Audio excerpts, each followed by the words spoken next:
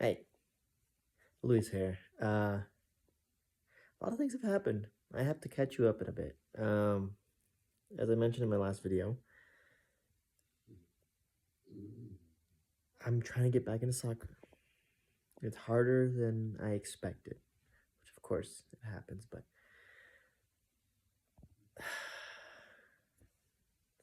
how to describe it? Well, I should start from the beginning. So I've been playing soccer since I was a wee lad. Since I started walking and knowing my parents running around, they put me into soccer because as a Hispanic household, that's the first sport you want to go into, or first sport that your parents get you into. So started that, had lots of fun playing as youth, just messing around, playing, kicking the ball. Not really focusing on soccer, more of just making a fool of myself on the field. But one thing, led to another, and I kept playing and kept playing, and I kept getting better and better, and I'm like, oh, okay. And then there was one year where I kind of, I don't know how to call it besides like I had a bamboo shoot moment where, like, bamboo shoots spend the majority of their time as a youth under the ground growing, and then once they penetrate through the soil, they grow feet in weeks, and they just continue to grow until they get to a very certain height. I'm not sure how bamboo works, but I know that beginning part, that they take a long time at the bottom. And that was me. I played soccer a lot until around I was like 10 or so, where I'm like, I want to get to this better team. And I don't know what, it was around 10 to 15 years old I was, where I was on close to the worst team on my soccer, like competitive teams. Because back in my day, back in like 2008, 2010, 2012, 2011, I played for Pride Soccer Club in Colorado Springs. They had a tier system, and I'll describe it the best I could, but it went, I think it was red, I think it was white on the very bottom, red, United, Copa, Predators. And this was way before ECNL or MLS Next was ever a thing, or any of those things. Like EA, or yeah, all that stuff. Academy, that was even before all those days. Well, before it came to Colorado Springs, before our club adopted it. So around that, I was on red. So it was white, red, United, Copa, and Predators. I was on red, second to worst of the team in the whole club. And I'm like, I want to get better. I want to get better really, really bad. So I think it was in a span of a year.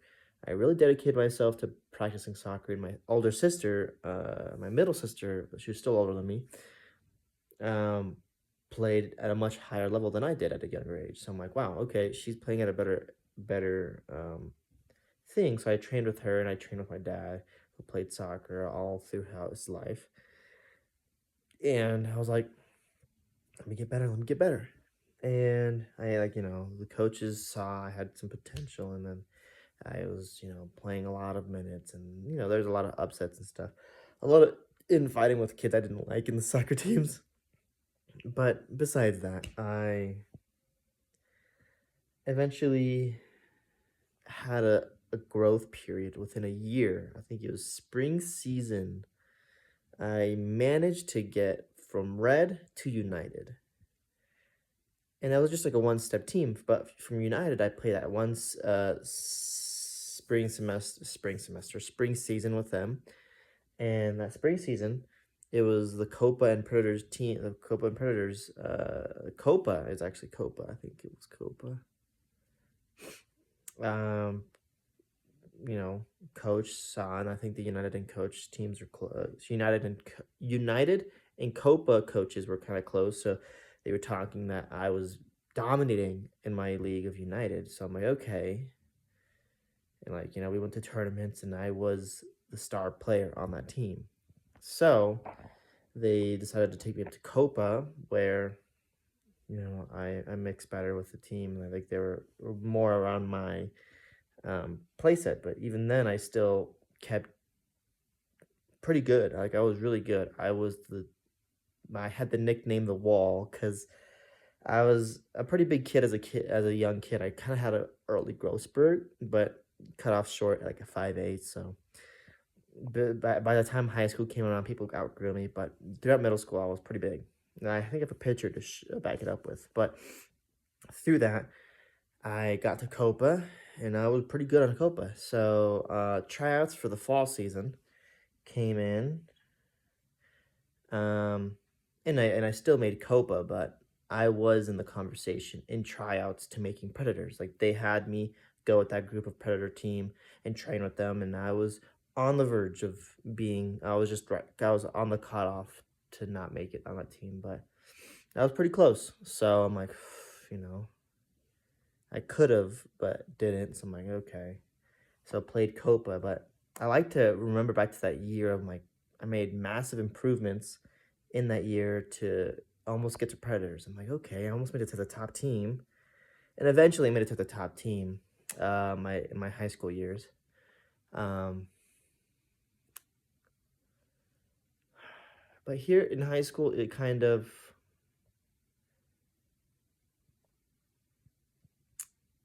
I didn't take things seriously, and that's a big regret I had. I didn't take soccer seriously or my grades seriously, so I had this mentality where I didn't feel popular, and I was just chasing that external validation of wanting to be popular and having like spiteful against these popular kids because I envied them because I wasn't them.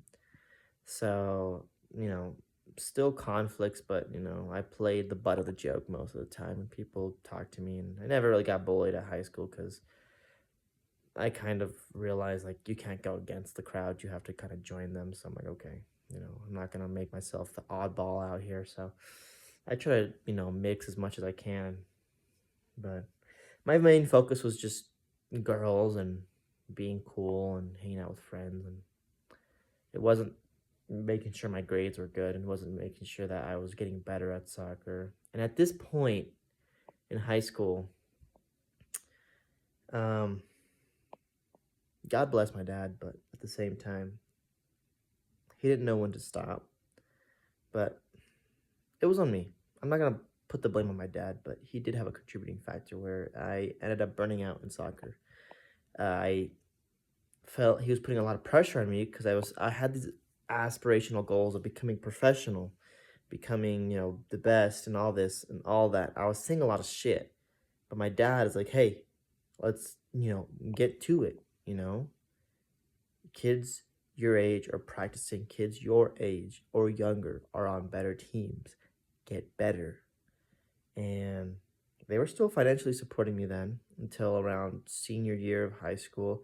I was making the varsity soccer of high school. My high school team wasn't that good, so I wasn't gonna get any scouting there because we were mediocre at best.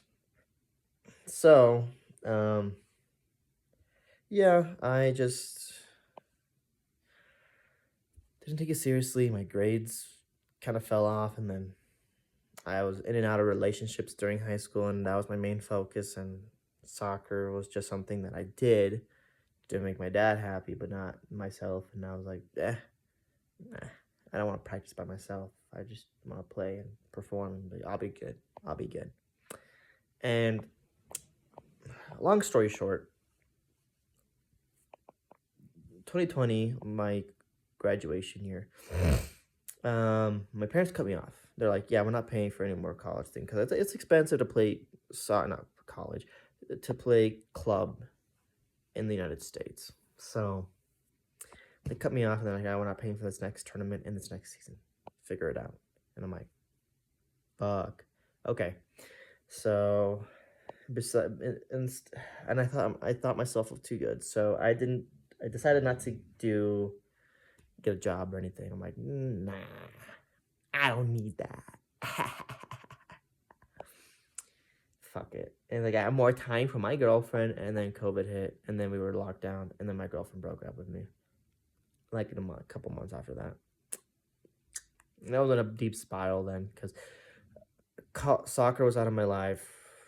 A girl that I liked was out of my life, and then I didn't see any of my friends because of COVID, and I'm like, shit. And then I had a couple of years of just not doing shit. To be honest, first 2020 to 2021 was kind of I think it was like end of 2020 to 2020, beginning of 2021 was kind of my rotting year or time, just because I didn't do much. I barely made it to a community college, and with that, I failed 5 of my classes, not 4, 5 classes at my community college. And yeah, failed 5 of my community college classes. So like that's fucking ridiculous. Ridiculous. You know, it's culinary too. It wasn't even that hard, but oh well. It happened. I met my girlfriend, and I have to attribute a lot to my girlfriend because she kind of lit a fire under my ass. Because I'm like, okay, she's really educated. She comes from a good family, and she's went to Regis, a prestigious school, and was about to graduate. And she was older than me, but way before my graduation year. Like she just graduated 2023, almost 3 years ago now. But me, I'm still in college. It's just because I took my time fucking around with different classes, and I couldn't handle a full course load because school doesn't come naturally to me. But it would, when I put the effort in. But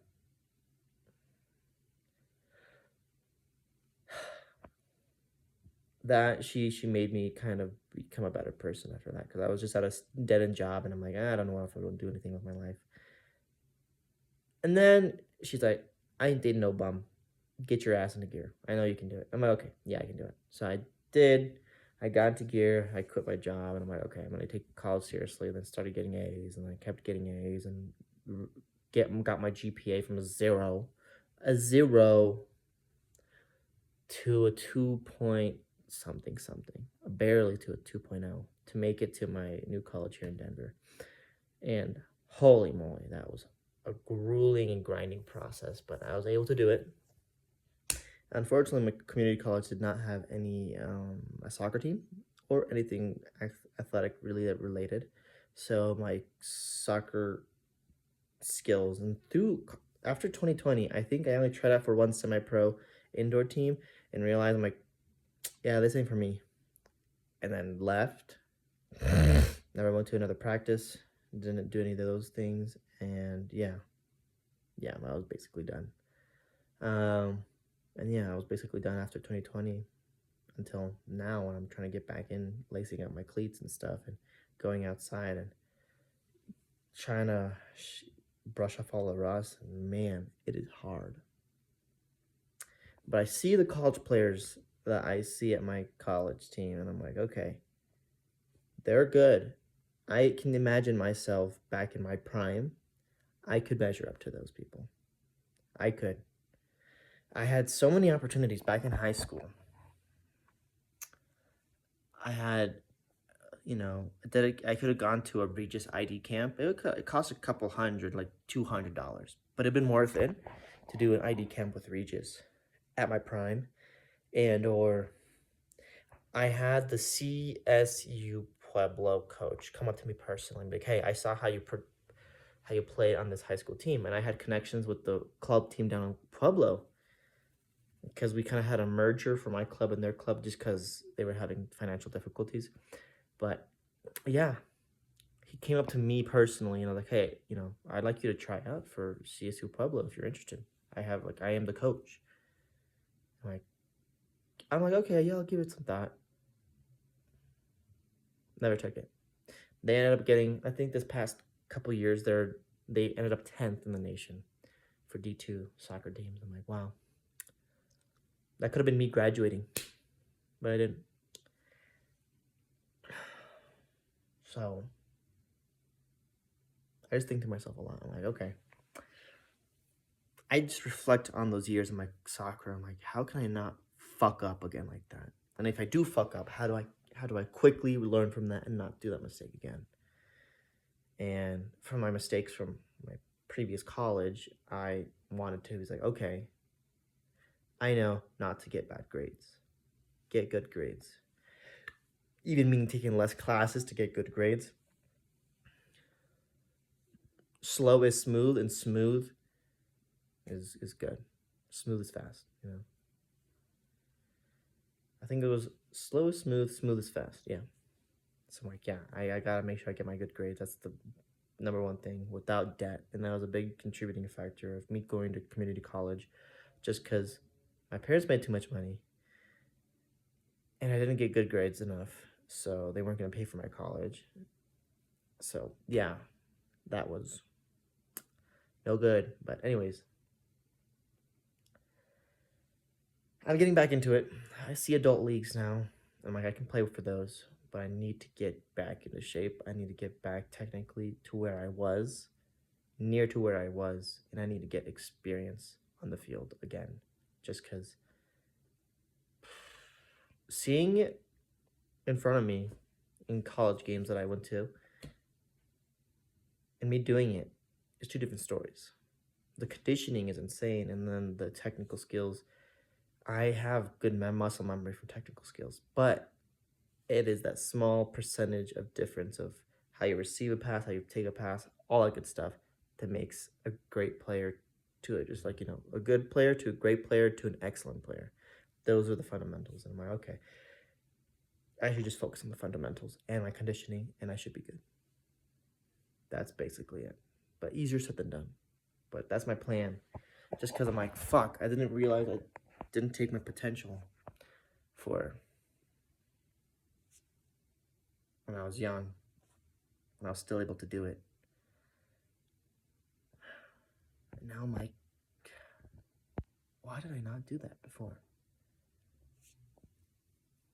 So here's my takeaways from my lessons. And I know this is a very long-winded video, but I'm going to sum it down to 2 or 3 big lessons. The first one,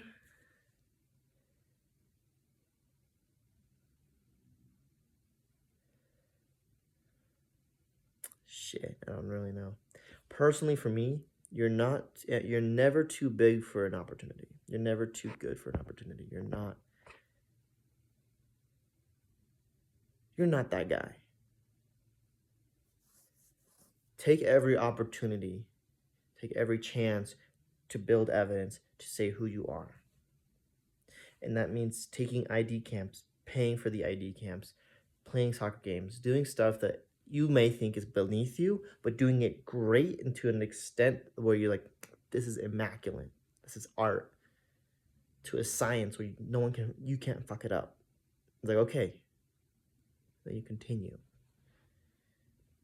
Because every opportunity looks like a distraction until you take it. I think I might be getting that fucked up, to be honest, but once you're young and you're developing, you want to take those opportunities to try out.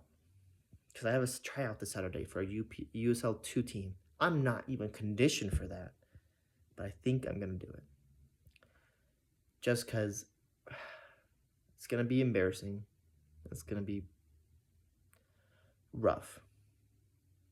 But I need to know how far I've fallen to see how far I need to climb. I need that reality check.